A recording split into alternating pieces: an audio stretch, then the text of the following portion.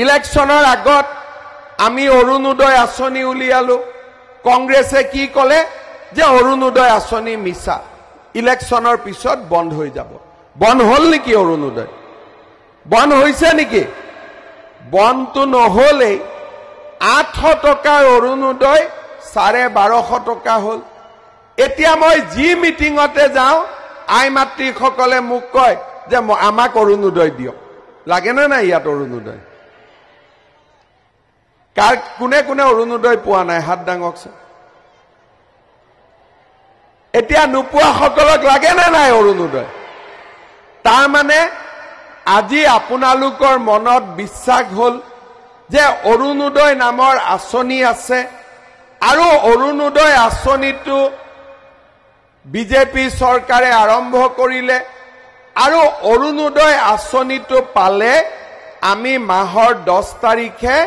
1250 টকা বেংকৰ একাউণ্টত পাম হয় নে নহয়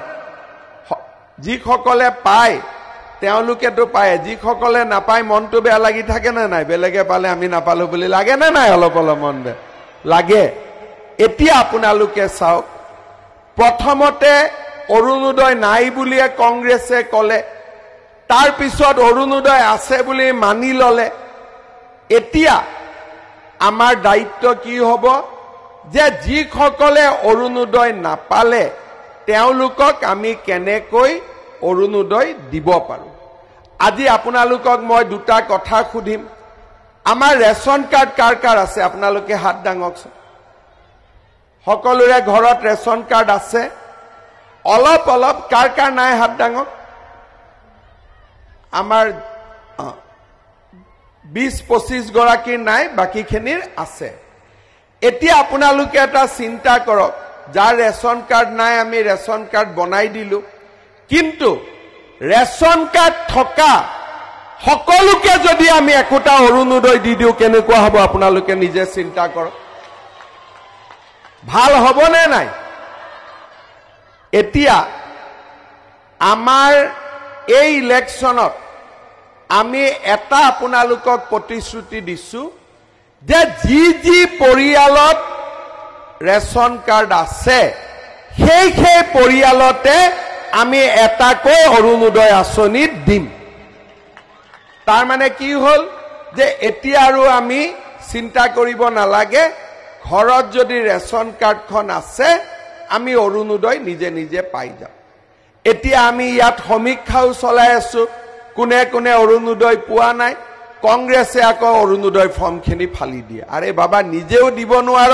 আকৌ আমি দিব খুজিলে ফৰ্মখন কিয় ফাল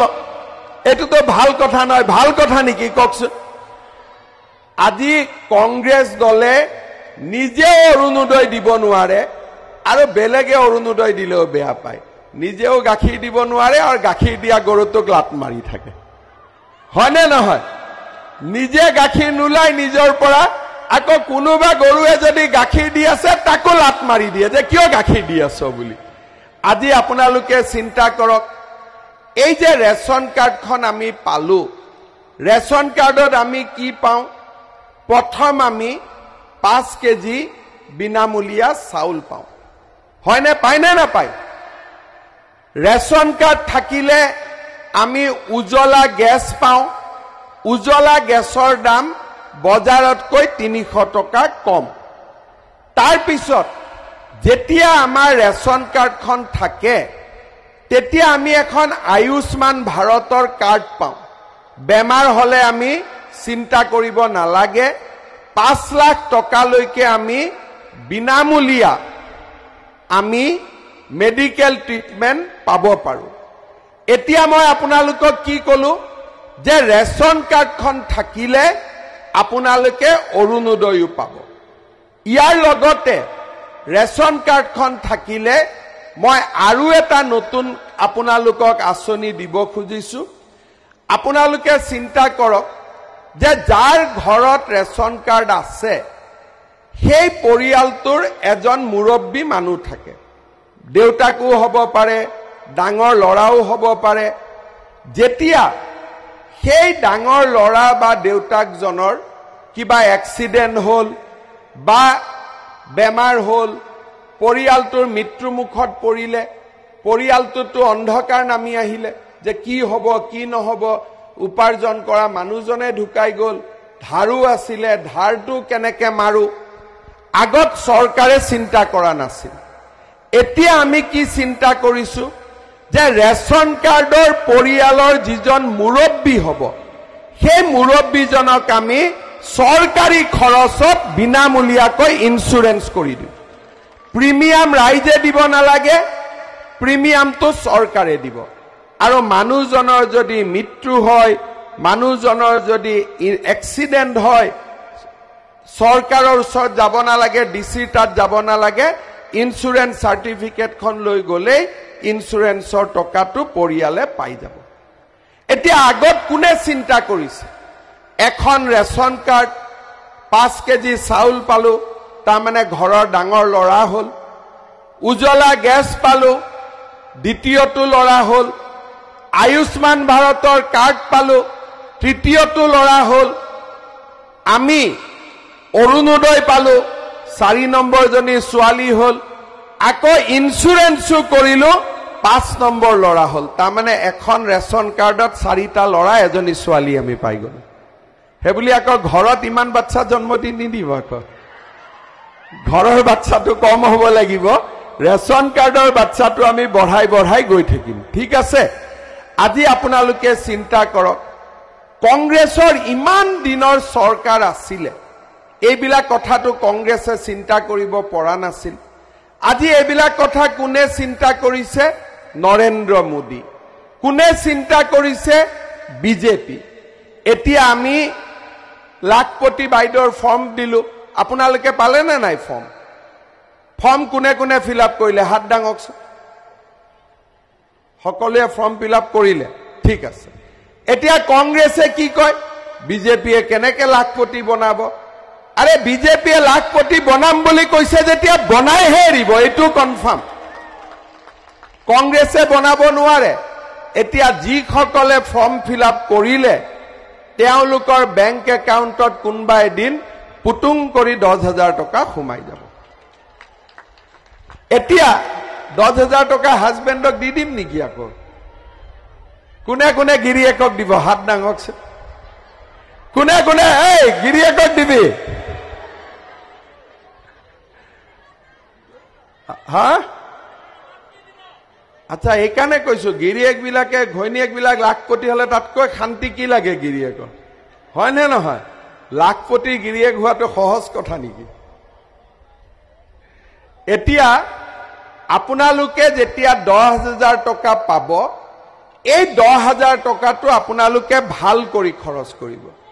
খৰচ কৰিলে মই আপোনালোকৰ বেংক একাউণ্টত পিছত আৰু 25,000 টকা সোমাই দিম প্ৰথম 10,000 টকা পাব 10,000 টকা ভাল কৰি খৰচ কৰিব কৰিলে আপোনালোকক আমি আৰু 25,000 টকা দিম 35,000 টকা দি বিজনেস কৰিলে আমি নিশ্চয় 2 বছৰ 3 বছৰৰ ভিতৰত লাখপতি হ'ব পাৰিম আৰু যিসকলে নোৱাৰে তেওঁলোকৰ বেংক একাউণ্টত পিছত মই আৰু 10-20,000 টকা ভৰাই দিম মুঠতে লাখপতি কৰিহে এৰিব লাগিব হ'ব এতিয়া আমাৰ বহুত মানুহে প্ৰধানমন্ত্ৰী আৱাস যোজনাৰ ঘৰ পালে কিন্তু বহুতে ঘৰ পোৱা নাই এইবাৰ ইলেকশ্যনৰ পিছত প্ৰধানমন্ত্ৰী আৱাস যোজনাৰ ধৰণে আমি এটা মুখ্যমন্ত্ৰী আৱাস যোজনা নতুন আঁচনি আৰম্ভ কৰিম যিসকলে ঘৰ নোপোৱাকৈ থাকি গ'ল তেওঁলোককো আমি ঘৰ দিয়াৰ ব্যৱস্থা কৰিম অৰ্থাৎ আপোনালোকে ঘৰ পাব অৰুণোদয় পাব লাখপতি বাইদেউৰ পইচা পাব ইনস্যুৰেন্স পালে উজলা গেছ পালে বিনামূলীয়া চাউল পালে আয়ুষ্মান ভাৰতৰ কাৰ্ড পালে আজি আপোনালোকে চিন্তা কৰক যে এটা পৰিয়ালতে কিমান বিলাক আঁচনি গৈ পালে এটা পৰিয়ালতে আগতে সূতা কম্বল লাইন পাতি থাকিব লাগে এতিয়া প্ৰধানমন্ত্ৰী ডাঙৰীয়াই আমাৰ জনধন বেংক একাউণ্ট কৰি দিলে আমি লাইন পাতিব নালাগে কৃষক সন্মান নিধিৰ টকা নিজে নিজে আহি যায় অৰুণোদয় টকা নিজে নিজে আহি যায় উজলা গেছৰ টকা নিজে নিজে আহি যায় ইন্সুৰেন্সো আমি নিজে নিজে কৰি দিম আয়ুষ্মান ভাৰতৰ কাৰ্ড আপোনালোকক ফটো লৈ গৈছে ঘৰে ঘৰে আপোনালোকে আয়ুষ্মান ভাৰতৰ কাৰ্ড পাইছে আজি বেমাৰ হলেই 5 লাখ টকালৈকে আমি ট্ৰিটমেন্ট বিনামূলীয়াকৈ দিব পাৰো শ্ৰদ্ধাৰ ৰাইজ আপোনালোকে চিন্তা কৰক যে আগতে এই সুবিধাবিলাক কোন চৰকাৰে দিছিল কোনেও দিব পৰা নাছিল সেই কাৰণে আজিকালি গোটেই ভাৰততে মানুহে নৰেন্দ্ৰ মোদীজীক ভাল পায় আৰু মানুহে কয় মোদীৰ গ্যাৰেণ্টিয়ে সঁচা গ্যাৰেণ্টি মোদীৰ বাদে বেলেগক বিশ্বাস কৰি লাভ নাই শ্ৰদ্ধাৰ ৰাইজ আমি আৰু এটা নতুন কাম কৰিব খুজিছো আপোনালোকে জানে যে আমাৰ প্ৰত্যেক বছৰে মেট্ৰিকত 5 লাখ লৰা ছোৱালীয়ে মেট্ৰিক পৰীক্ষা দিয়ে পাছু কৰে 3-4 লাখে কিন্তু কলেজত ইমান লৰা ছোৱালীয়ে এডমিশন নলয় মই যেতিয়া মিটিংত যাওঁ মই লৰা ছোৱালী বিলাকক খুদু যে বাবা কলেজত কিয় যোৱা নাই তেতিয়া লৰা ছোৱালী বিলাকে কয় যে দাদা অসুবিধা হয় ঘৰৰ সেইকাৰণে যাব পৰা নাই অসুবিধা মানে কি এডমিশনটো আমি কলেজত বিনামূলীয়া কৈ দিও স্কুটি পাই সাইকেল পাই কিন্তু তথাপিতো কলেজত পঢ়িব যাবৰ কাৰণে আমি ঘৰৰ পৰা টকা পইচা খৰচ কৰিব লাগে দিনটো খাব লাগে কলেজত যাব লাগে আৰু তাৰ লগতে কিতাপ পত্ৰ কিনিব লাগে এইবাৰ আমি কি ঠিক কৰিছো যে এখন ঘৰত দুটা লৰা ছোৱালী লৰাটোক দেউতাক মাকে পঢ়াব কিন্তু ছোৱালীজনীক মামাই পঢ়াব এইটো আজি আমি সিদ্ধান্ত লৈছো এতিয়া কি হ'ব মেট্ৰিক পাস কৰিলে পঢ়াৰ লগে লগে ছোৱালীজনী কলেজত নামভৰ্তি কৰিলে নামভৰ্তি বিনামূলীয়া হ'ব আৰু ছোৱালীজনীৰ বেংক একাউণ্টত আমি 10,000 টকা দি দিম যাতে তাই কিতাপ পত্ৰ কিনিব পাৰে আৰু যদি ছোৱালীজনীয়ে হায়াৰ সেকেন্ডাৰী পাস কৰে তাই ডিগ্ৰীত নাম লগাই তেতিয়ালে তাইৰ বেংক একাউণ্টত আমি 12,500 টকা দিম আৰু যদি ছোৱালীজনী এইবাৰ ডিগ্ৰী পাস কৰি ইউনিভাৰ্সিটিত নাম লগাই তাইৰ বেংক একাউণ্টত আমি 25,000 টকা আমি দিয়াৰ ব্যৱস্থা কৰিম আজি আপোনালোকে চিন্তা কৰক ছোৱালীক পঢ়াৰ দায়িত্ব লাখপতি বাইদেউ অৰুণোদয় ৰেশন কাৰ্ডৰ লগত চাউল আজি এই গোটেই কামবিলাক কোনখন চৰকাৰে কৰি আছে